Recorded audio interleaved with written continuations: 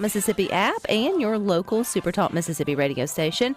But don't forget to watch us. We're on your computer, your mobile device. Just head on over to SuperTalk TV. And you know what would make for a great movie is if Mississippi bobsledding team actually made it to the 2026 Olympics. And I bet our guest, Ryan Parker, with the Film Society would agree with us. Welcome, Ryan. Hey, it's good to be back. Thanks for having me again. I would buy a ticket for that film. So you may not have been listening to good things, but I feel like, now that we've wrapped up the 2024 summer, eyes on 2026 winter, I'm thinking Mississippi could totally do a bobsledding team. If Jamaica could do it, not saying we'd medal. I'm just saying the talent is in the state to make it to the Olympics and survive. It would be a great story, wouldn't it, Ryan? I think it would absolutely be a great story. I'm also wondering why the U.S. doesn't field a handball team, or with all of the athletes we have, you can catch a ball and run and not dribble and just throw it into a net. So I agree with that. When I saw it, number one, it's not what I thought handball was, so I was kind of taken aback. And number two, I thought, yes, why aren't we investing in this? This looks like the next pickleball that could hit here in the United States for sure. But I digress. You guys are up to some good things with the Film Society and the Film Office. Y'all got a great weekend coming up with a lot of viewing opportunities. So tell us how y'all are staying busy, Ryan. Yeah, thanks. We have the Film Society is partnering with the Mississippi Film Office this weekend for what we're calling an indie film forum. And things kick off Friday night at 7 o'clock at the Capri Theater in Jackson. We're going to screen an independent feature called A Song for Imogene, which won the Best Feature Film at the Oxford Film Festival earlier this year. I believe I was on talking to you about that festival before we went up there. And the filmmakers are going to be there. They're two women from Wilmington, North Carolina. They're going to be here for a conversation about their film after the screening. And then the next day, on Saturday, the 17th, at the Capri, they're going to lead a couple of workshops for anyone that's interested in advancing their career in filmmaking, anybody that's interested in the art of filmmaking. They're basically going to reverse engineer how they made their feature film. So it started as a no-budget, $0 short film, and it progressed to something significantly more expensive than that, but also when you look at films, rather inexpensive. And so they're not precious about their kind of experience and their insight and their wisdom. They want to share that with as many people as they can, kind of with the message that, hey, you've got an idea to make a film, you can do it.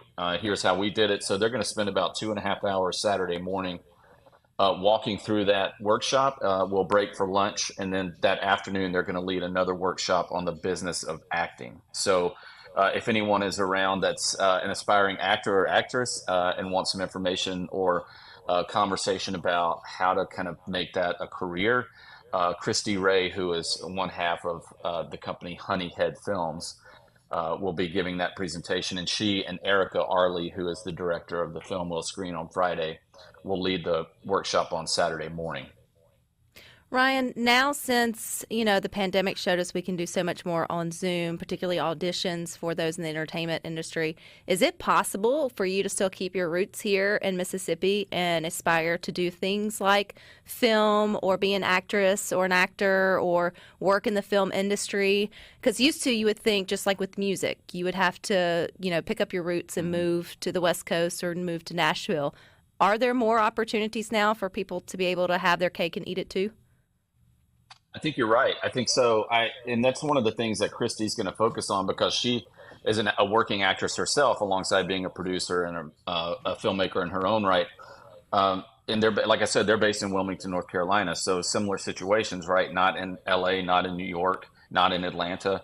And that's the argument that she makes in that workshop, is that can be done. You have to think about different ways to do that, whether it's commercial work, things of that nature.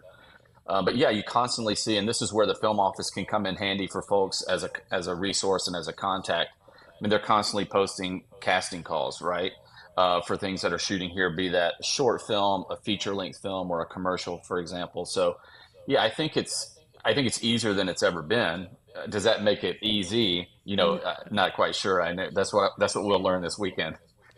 Well, exactly, yeah. But I think too, having this idea that you don't have to be a glamorous full-time movie star to have like I guess I won't say a side hustle, but have like a fulfilling Hmm. career, but also have maybe a family or another sort of job. I know several people who have just kind of scratched that itch and had good Hmm. success with going up for things, but not necessarily Yeah. having it having to be their own bread and butter, because you can do things now in terms of virtually and all the things. And so there's less pressure, I think, when you look at it that way, if you're wanting to ease into it versus packing up everything and moving to Hollywood and then, being the starving artist. Yeah. Yeah, and I think you're getting at something that's maybe true of the industry as a whole. Certainly, as there are ways in which it's shifting now, and work is moving, and having something else to do other than just acting or writing or being a director. You kind of have to be bivocational, if you will. It seems to me, if you want to work in film, because the work may not always be there, right? Or it may be steady but not enough, and you need something else to kind of get you from project to project. So Well, I mentioned this earlier, Ryan. Here on Good Things, we often get our car riders, which are their parents are picking them up in school, or hopefully if they're driving, they're listening. I don't know, to Good Things. But our kids show interest in so many different things, and I think now with smartphones and technology, you have these budding producers earlier and earlier. I know my 12-year-old mhm. has a little friend who's already making little shorts and things for his YouTube and all that. That's obviously age appropriate, but you can just see it's kind of pedaling that way. Would this be a good workshop or good things to sort of get connected into? Maybe not kids as young as 12, obviously that's fairly young, Yeah, but teens who yeah. are not quite in college or thinking about it yet, but have that idea of what does directing a movie look like? Or is it more for You're I've antici- graduated and yeah, a little mhm. older? You're anticipating what I wanted to make clear, which is, yeah, I think high school and older will be appropriate. The Mississippi Film Office co-sponsors the Canton Young Filmmakers Workshop every summer, which just wrapped a couple of weeks ago, where you have high school age and younger kids making their own films, and I've gotten to see some of those, and they're quite fun. And in fact, we're going to finish the day on Saturday with a Mississippi short film showcase. And one of the films that we will include in that showcase is a film from the Canton Young Filmmakers program this year. So hopefully the folks that made that will get a chance to come out and see it on the big screen. But I think you're absolutely right, especially for a generation that seems to be born with a device in their hand. That what they can do on a phone versus what I could do making a film when I was there's just no comparison, right?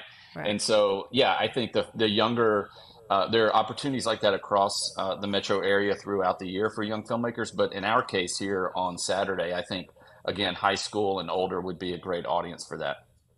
How do we sign up? How do we go? How do we buy tickets? Yep. So you can check out any number of social media accounts for folks. So Film Mississippi is the Mississippi Film Office handle across Facebook and Instagram. And you can sign up. There's an Eventbrite page to sign up, and there are three registration options. All the film screenings, whether it's the feature film on Friday night or the short Mississippi made film showcase on Saturday afternoon, are free and open to the public. We ask people to register just because we get a sense of how many people are coming and plan accordingly. The workshop on Saturday morning, which runs essentially from 9 to 4, is $25. However, we have a free student option. So if there are students who are interested in this, as you've talked about, high school, college, I know a lot of students are going back to campus over these next few weeks. Those tickets are free for students. So, and again, you can check on the Film Office social media. You can also check on our social, which is the Mississippi Film Society, which is simply MS Film Society, across Instagram, Facebook. You can also, folks can email me at ryan@msfilmsociety.org, and we can make sure they get on the list. And real quick, Ryan, you mentioned something Tuesday, tomorrow night, which I'll have tomorrow night. Oh gosh. So there's a group here in town.